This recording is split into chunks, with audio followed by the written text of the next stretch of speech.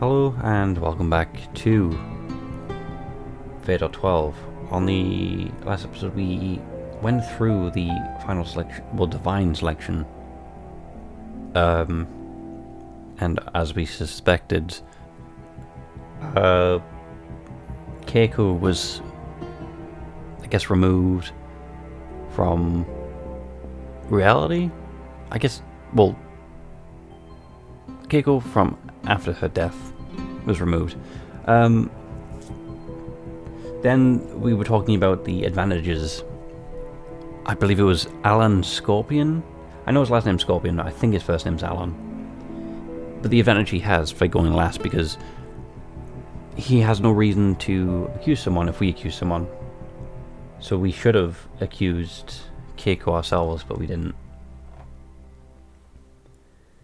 But anyway, I'm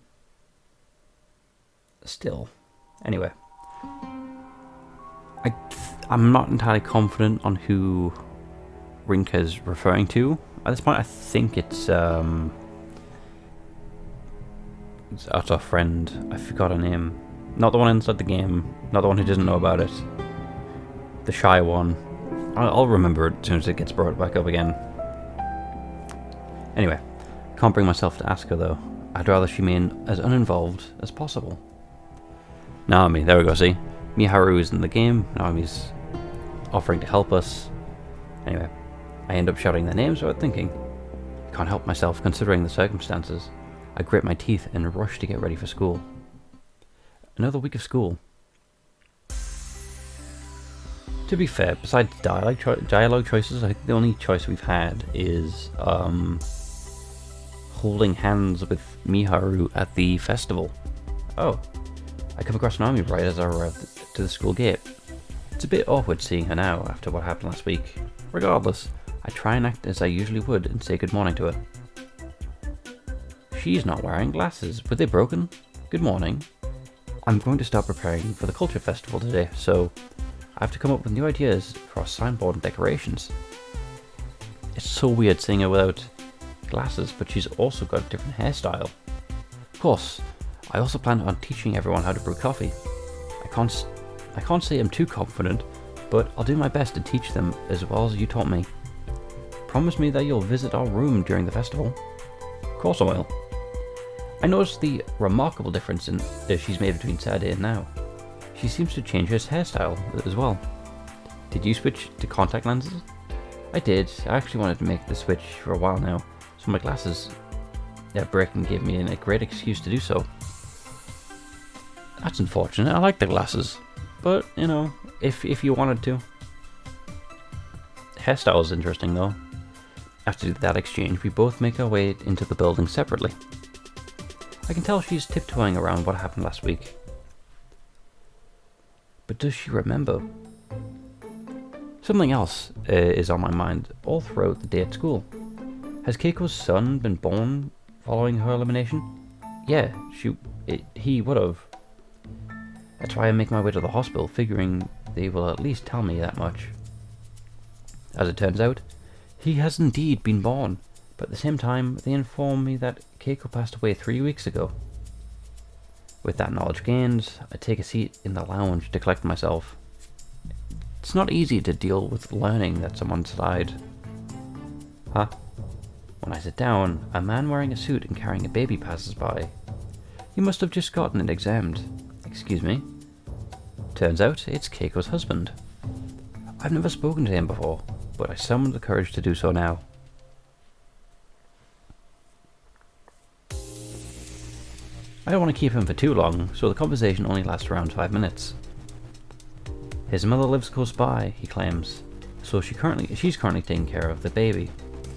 He left work early today since it needed an examination though. He said he wants to do as much for the baby as he can.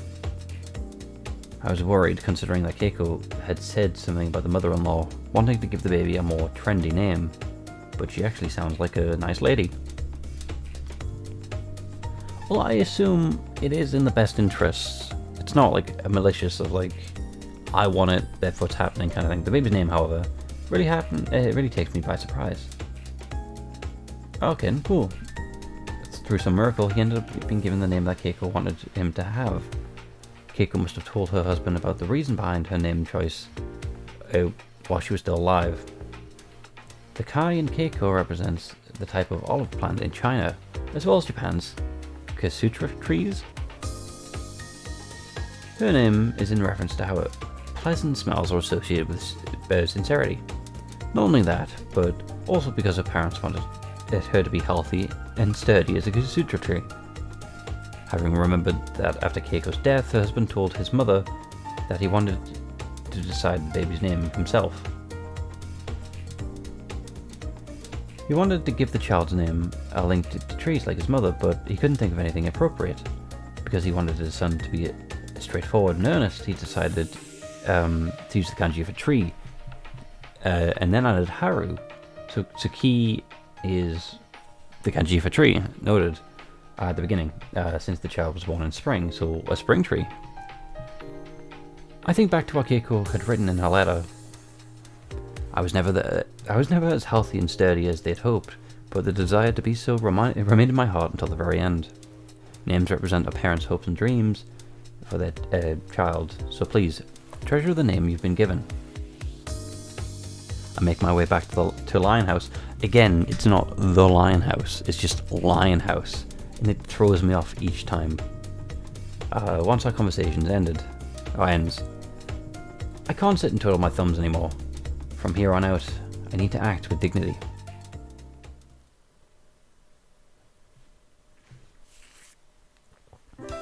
Still, 3 people have been gone. We're a quarter of the way through. No, we're not. No, yeah, we are. It's 12 people. I was thinking 16 for some reason. I'm too used to death games with 16 people. 3 days have passed now since Keiko's eliminations. In terms of information, I'm still a bit of a standstill. I planned on doing more research on Alan, so it was Alan Scorpion. But finding the time has proven difficult considering I can't just close the store. Time isn't the only issue either. There's also the fact that I just plain suck at doing proper research. Me too. I'm aware that I can't let things go on like this. Right? I decided to close the store and head to the library a bit today. I can look for business reports and interviews that involve him maybe. I have to force myself not to consider how much easier it would be if Naomi were here with me. Yeah, I don't know if I'm being heartless or not by dragging friends into it. Then again, I don't think my friends would believe me. So, after closing the store and before going to the library, I came across an unexpected scenario. A lone girl was lying on the pavement. Looks like she passed out.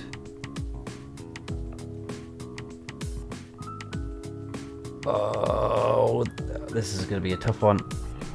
This needs to be a save because it's one of the rare choices we get of actual choices. The nice thing to do is talk to her, but I'm pretty sure she's another participant. So I feel like the smartest thing to do would be leave her. It's the more cold approach, but I feel like it's beneficial for us. My almost priority right now is ensuring that I survive the divine selection. That's why I can't do anything to bring attention to myself. Even so, I can't just leave someone collapsed on the street. There's no need for me to directly get involved either, so I take out my phone and attempt to contact the police. She hums a noise to emphasize that she's staring at me to get my attention. I feel myself turn pale as her face revealed in the sunlight. I've seen her 3 times, not just anywhere, but in the dream world. At the Court of Fate. Number 10. Why are you here? Don't tell me you know my name as well. If that's the case, this is bad. It would mean I've spent too much time on things other than the divine selection. I was so caught up in investigating Alan that I forgot all about the other participants. My name is Sophia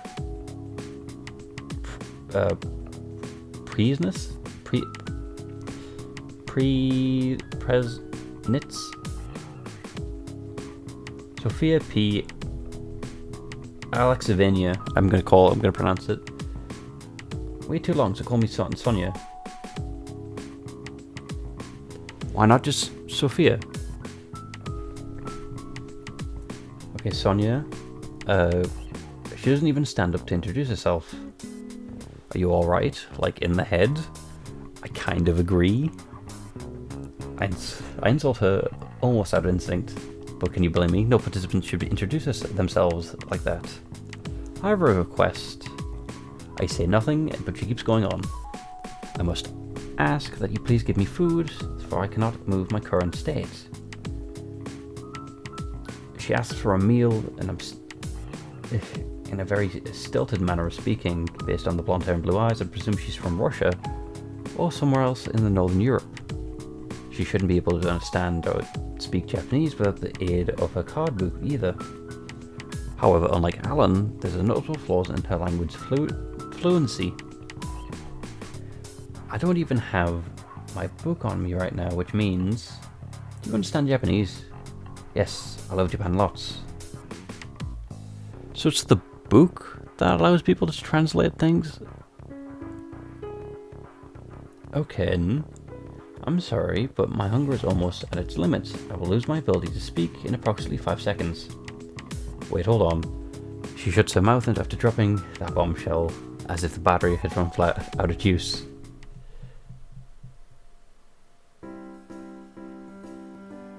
Okay, did the choice even matter then? Because we were trying to leave her alone. I do feel sorry for her, so I end up taking her to a nearby family restaurant. There's plenty to eat at Linehouse, but letting another participant in probably isn't the smartest choice of action. Thus I brought her here instead. I'm shocked to learn that she seems to have told the truth about her name. I checked the book before leaving, and lo and behold, I obtained a new card.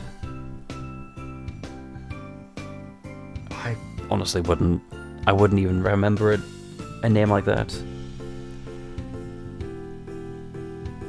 She hasn't uttered a single word after her food-related shutdown, so I ordered some spaghetti bolognese and Salisbury steak.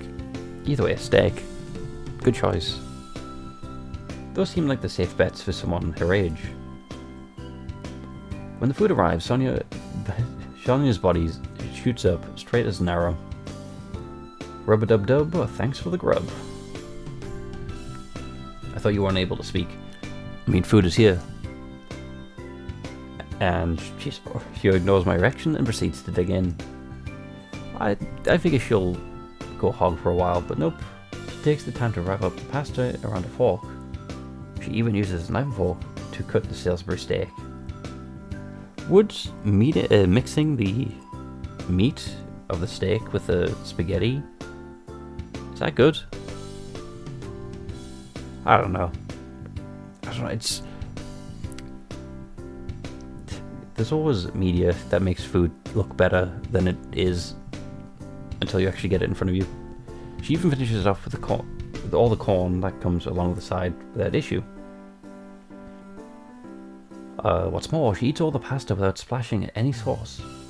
Hard to believe that someone who just collapsed from hunger could say we're just such a dainty eater. But clearly, we've been played. Delicious. Japanese food is truly exquisite. Thank you so much for saving me from death by starvation. You cannot die. You know that for a fact. I'm pretty sure that we were told that we cannot die outside being eliminated. I wonder what would happen if I ignored her. Nothing. She would have just got up and followed us. No point in thinking about it. I guess, chances are someone would have done the same thing I did. Big C. Yeah, the big city might be somewhat heartless, but I doubt people would be willing to ignore a child who collapsed on the street. Now that you're revitalized, it's time to tell me all about you. Call me Sonya. Also, I apologize for the blunt request, but... Oh, she looks like you can still use some difficult words after all. I brought my book along, and her bag looks like it can fit hers, so right now we should both have them with us. Despite that, her stilted speech remains. She really must be speaking Japanese all on her own. If she was speaking Russian, then the book would translate it into fluent Japanese for me. It seems that I happen to still be hungry. Could you mayhap order something else? Do we even have the money to feed you? I'm about to say no and that she's had enough, but then she unleashes the sad puppy dog eyes. Alright, fine, but only something small, okay? I heave a sigh after checking my purse. I wish I knew why I was being so kind to another participant. This is why we were gonna leave her behind. Wow, there's so much here. She struggles to contain her excitement from the menu options. This is my first time coming to a family restaurant. There's so much that I don't know what to choose. From Western to Japanese to Chinese. They even got borscht. Now that I think, I'm curious about Japan's take on my homeland's food. Borscht is Russian? Oh, I would have assumed it was German, but okay. Your wording sure gets weird sometimes, so I take it you're Russian? I am. Technically borscht is from Ukraine. Learning more things. But it's also a Russian cuisine staple. How can you be this excited over a family restaurant then? I'm fairly sure they exist in Russia as well. I already got to leave the house. You see, also, I've decided I will take the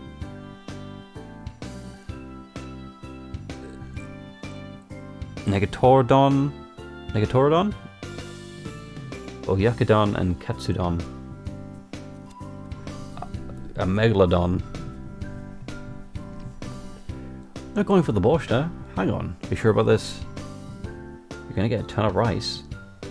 Wait, no. I don't remember you saying you could eat 3 more entries. Am I not allowed? We have no money. We have no money. We have to pay for this. You have no money. She tilts her head and rubs her stomach. Just make sure you can eat all of it. Sonya watches with starry eyes as I press the buzzer that summons one of the waiting staff. Guess she's never seen that either. Yeah, we don't have that here either. Especially, I imagine kids at a restaurant would just keep hitting the buzzer. I can't help but sigh in disbelief how big of a pushover I am while she's happily eating bowls of food at our expense. It's our money. I really am an easy target, aren't I? Could be part of her plan too. She uses the fact that she's a kid to lure me into a false sense of security, and then takes advantage of it to get all sorts of info about me. Granted, I don't get that impression from her whatsoever, especially when she's the one who revealed her own information to me. I sigh again, this time in regards to how confusing the whole situation is. Ah, my head hurts. Phew, I'm stuffed. Thank you for the food. She cleared out all 3 bowls without skipping a beat. Congratulations, I guess. You can use chopsticks too? Yes, I love Japan, so I studied lots about the culture and language. I'm aware that Japan is the land of samurai and magical girls. It would be my pleasure to meet them someday. Incidentally, my young miss. Okay, stop, you definitely are not calling me that. I can't tell you my name either, so how about sis? Very well, sister. I have another request to make of you. I decide not to bother pointing out how I just told her to use sis. I'm guessing your request is for some dessert. Fine, but promise me we'll talk once you're done. Yes, I promise. Oh, let me press the button though. She ended up getting both a parfait and a cake for dessert. Like a full cake or is it a slice of cake? Because one's going to be more amazing than the other. How can she fit all that into her tiny body? Watching her eat makes me get something for myself, so I ordered a small parfait.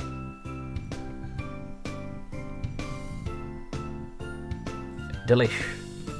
She gives me a thorough review of her dessert after obliterating it. I'm amazed she finished both of hers before I do mine, even if I'm taking it slow. That should be enough, right? I make it obvious that it's time for her to talk.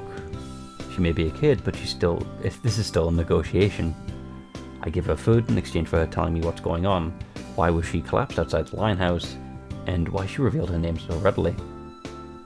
Very well. My name is Sophia. Oh, wait too long, so call me Sonya. Yes, we already did that part already. Your reactions are fun, sister.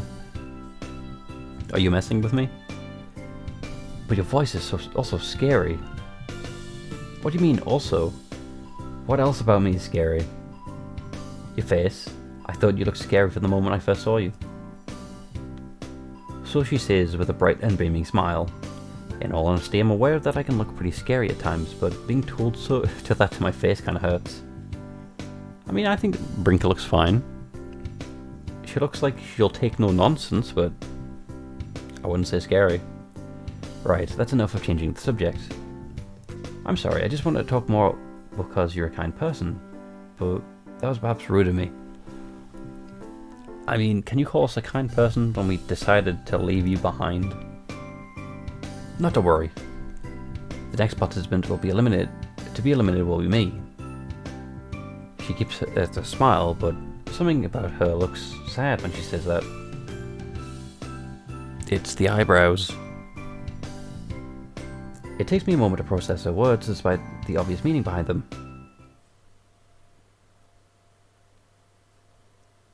I'm not sure about this situation. I'm not sure about how this situation came about. We're in the middle of the big city, so naturally the place would be crowded. There are plenty of customers waiting to be seated. In other words, the staff kindly asked us to leave after a while, even though we're in the middle of our conversation. I still haven't fully digested what she means either. That's why. Wow, this is a very nice store. I ended up taking Sonya back with me to the Lionhouse. It's the only place I can think of where we're able to sit and talk. Sonya is a middle school student at best, so I doubt much harm can come from this. There's also the fact that the police might have stopped us somewhere. Hard to avoid suspicion when a girl in a school uniform is walking around with a foreign child at night. It's a kitty cat. Really do know some random words. Do you realize... didn't you realize you were here, Leith? Oh, didn't realize you were here, Leith. Feels like I haven't seen Leith in a while, actually. Nope, I completely forgot he existed. Or she existed. It's a cat. I know it's been fine since it still makes sure that since it still made sure to eat the food I leave out for it. It's just an it. Okay. Meow meow. Japan's cats are just as cute as I read about. Look. Has his ear? It's a cat. The bear. Okay. In references on his stuffed animal. It's one of the small plushies that you find in the toy stores. It fit nicely into a hand. This one's a bear, so it might be appropriate to call it a teddy bear. Cool. Sonya is poking and prodding Leith with it. That's not very nice. It'd scratch me up if I tried to do the same thing considering its personality, but right now it's sitting back and taking it despite its obvious displeasure. I wonder if it realizes it's dealing with a child. I mean, cats are weirdly smart like that. And yes, I do mean weirdly smart. Intentionally saying weirdly. I understand what I'm saying about cats, basically. Well, let me get some milk for you. And some me too. Yeah, hold your horses. At least I can go about things at my leisure since we're back at home. I place Sonya's share on the table and leave bowl underneath. Once she sits down, I take a seat across from her. Leith wastes no time diving into the milk once finally free of Sonya's grasp. I guess I really didn't enjoy that experience. Let us continue where we left off. She places both her hands on the glass and takes a sip. You can tell me she was raised in a proper lady based on how she handles things like that. I thought the same back on the family restaurant. I nod as a mean to urge her to continue. She almost seems like a different person compared to how she was messing around with Leith. I meant what I said. You believe me, yes? That's why you brought me here. I will tell you all about me. But first, I would like to know, please, why do you believe me? Let's see, there's not much for you to gain by saying that after revealing your name to me. That, plus it didn't seem like you were finished you weren't fishing for info on me. It's not like I trust her out of instinct. But certainly not because she's a kid. That's why I took a detour on my way back here. It could have been someone following us, on the off chance that she's cooperating with other participants. So I wanted to make sure of that first. Sorry to say this, but I don't flat out trust you. Logic only dictates that you weren't lying. I only trust in myself. Smart move, especially in this situation. Despite your appearance, you're a kind person. You could have left the first part out. Meow. Just as we were about to get back into the thick of it, Leith meows and lies down, underneath the table. I assume it feels satisfied after having its milk. Sonya watches it curl up with a smile on her face. We had a cat in my house too. I was always too ill to leave, so it was one of my few friends. The others were books, the internet, and Pazia. I'm gonna try and keep with Pazia. Yes, you see, my cause of death was illness. I can go into further detail if you wish. That's alright. I'd rather hear more about you. Keep going. While not enough to create a new card, it's still up to listen to her life story instead. The fact that she's telling me this means that she's fine revealing her cause of death. She really is convinced that she'll be the next person eliminated, but why? Much like you, divine selection is giving me a brief chance to live my life. I told Papa and Mama about it, but they became convinced when they realized that I was feeling much better than usual. However, my condition will likely be the way it was before, even if I do survive these 12 weeks. It won't make it much longer either way. Okay, that's a sad story, I guess, but I can see why she's fine with losing. So you don't think surviving could also cure you of your condition? Yes, that's what I believe. That's why I don't mind losing. So long as I can experience as much of the outside world during this time as I can, I am happy. You know what, I'm all for it. Good for you, Sonya. You know, you've been given a second chance at life. It's temporarily cured you of your ailments. You can speak languages now. Even if you don't even need to, apparently. You've learned it. Just doing what you want to do. From what I've learned about the world at home, Japan caught my interest for the most. That's why I wanted to experience the culture. Not the ninja and samurai, but the Japan as it is now. I was rather excited when I obtained my card book. Japan's anime holds a special place in my heart. And in one magical girl anime, the girl transformed and fought using a book and cards similar to these. I actually don't know which one she's referring to. Not being able to experience the outside world, it was my regret, which is why I want to do so now. So are you technically changing your regret? Anyway, her words triggered my book to light up, creating a new card. Sonya smiles when she sees that happen, but unlike her smile in the family restaurant, there's an echo of sadness within it. Her childlike innocence clashes heavily with her mature realization that she's come a step closer to her elimination. After observing the situation for a while, we decided to take a family trip together to Japan together. Papa and Mama may forget about our trip once I'm eliminated, but at the very least, I wanted to make the most of my remaining time. You're alone right now, so I assume something happened with them. Yes, that's right. While we were observing the situation, those with my name cards were also watching us. They had set a trap for us the moment we landed by means of our taxi. A trap? Yes, they posed as taxi drivers and threatened to kill Papa and Mama if I didn't tell them all my information. The worst possible situation springs to mind when I hear that. It sounds exactly like something Alan Scorpion would do. But it's not Alan Scorpion, is it? It's, you know... Oh, it's I want to say Fernando, but it's not. It's Federico. Federico and the other lady. Was it number 12 involved by chance? No. Her denial only serves to worry me worse, or worry more. All it means is that there are others willing to resort to the same methods as him. It was number 3 and number 11. Those two were working together. So it was. Okay then. Oh well. Those two. Have you met them before? I shook my head in response. Number 3, Rigo Carmini. I ended up with his card name during the initial distribution. Having seen him in the dream world multiple times, I know he's tall and slender. As for number 11, she's the one responsible for eliminating number 7. Much like Alan, her eyes are frigid as they come. Those two working together definitely comes to us as a surprise. I figured I would have a disadvantage against an advantage against number 3 because I have this card, his name card, but if he's with her, it's no longer the case. Realizing that I've interrupted her, I apologize.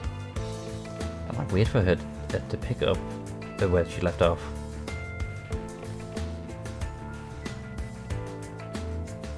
I told them everything to save Mama Papa, but the man said it wasn't good enough. He wanted to know about the other cards I held too. I happened to have one of numeral 11's card, her regret. So I looked her in the eyes, and she said that I could. So I looked into her eyes and said that I could tell him, but it would lead to bad results for them. I expected her to get angry, but she just laughed.